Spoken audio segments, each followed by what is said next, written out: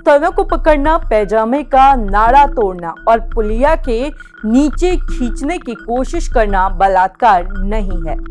ये बयान है इलाहाबाद हाईकोर्ट का, जहां एक नाबालिग लड़की के साथ कथित बलात्कार यानी पॉक्सो मामले में अदालत ने ये टिप्पणी दी।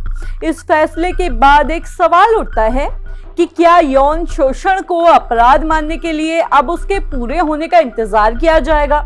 क्या किसी पीड़िता की चीख है, उसकी तकलीफ है, सिर्फ किसी बड़े क्राइम की भूमिका भर है? नमस्कार, मैं हूं रक्षिता। ये सारा मामला है कासगंज जिले का, जहां रहने वाले पवन और आकाश पर एक 11 साल की नाबालिग लड़की से रेप करने की कोशिश का आरोप लगा। कथित तौर पर इन दोनों ने एक 11 साल की बच्ची को लिफ्ट दी। बच्ची उनके दूर के रिश्ते में आती थी। जब बच्ची उनके साथ बाइक पर बैठ गई तो इन दोनों आरोपियों ने सुनसान इलाके में बाइक रोक दी, जिसके बाद उन्होंने बच्ची के स्तनों को पकड़ा, उसके पैजामे के नाड़े को तोड़ दिया और उसे पुलिया के नीचे खींचने की कोशिश की। हालांकि उसी वक्त कुछ राहगीरों ने उसे देख लिया और उसे बचा लिया। इस पूरी घटना के दौरान आरोपी मौके से फरार हो गए। बच्ची के घर वालों ने पुलिस में शिकायत दर्ज की, जांच हुई और पुलिस ने पॉक्सो के साथ धारा 376 के तहत मुकदमा दर्ज करते हुए इन दोनों आरोपियों को गिरफ्तार कर लिया। कानून की किताब के मुताबिक आईपीसी की धारा 376 लगने पर बलात्कारी के लिए कड़ी सजा का प्रावधान है, जिसके तहत जिला अदालत ने दोनों आरोपियों को पेश होने का नोटिस जारी कर दिया था। निचली अदालत के इस समन को आरोपियों ने हाईकोर्ट में चुनौती दी। अपनी याचिका में उन्होंने कहा कि हमने आईपीसी की धारा 376 के तहत कोई अपराध नहीं किया है।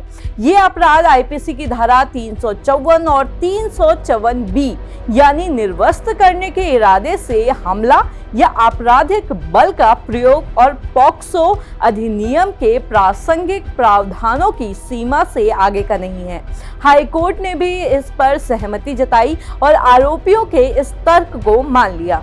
17 मार्च 2025 को दिए अपने आदेश में जस्टिस राम मनोहर नारायण मिश्रा ने कहा कि रेप की कोशिश का आरोप लगाने के लिए यह साबित करना होगा कि ये तैयारी के चरण से आगे की बात थी।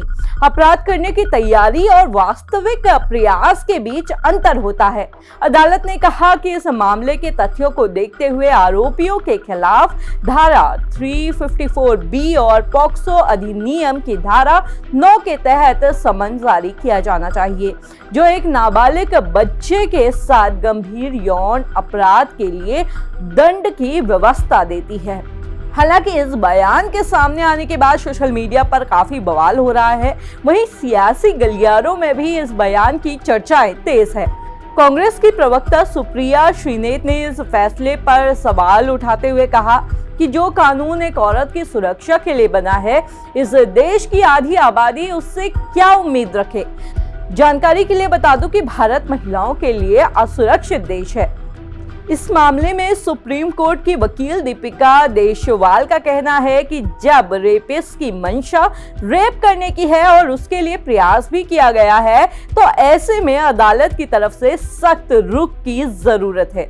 हालांकि ये पहली बार नहीं है जब किसी हाई कोर्ट ने ऐसा फैसला दिया हो। कुछ वक्त पहले बॉम्बे हाई कोर्ट ने भी कुछ ऐसा ही कहा था कि बिना कपड़े उतारे यौन शोषण नहीं हो सकता। ऐसे फैसले से कहीं ना कहीं ये लगता है कि इन संवेदनशील मामलों में न्याय के पहले ये देखना जरूरी होगा कि अपराधी ने पूरा गुनाह किया है या फिर नहीं।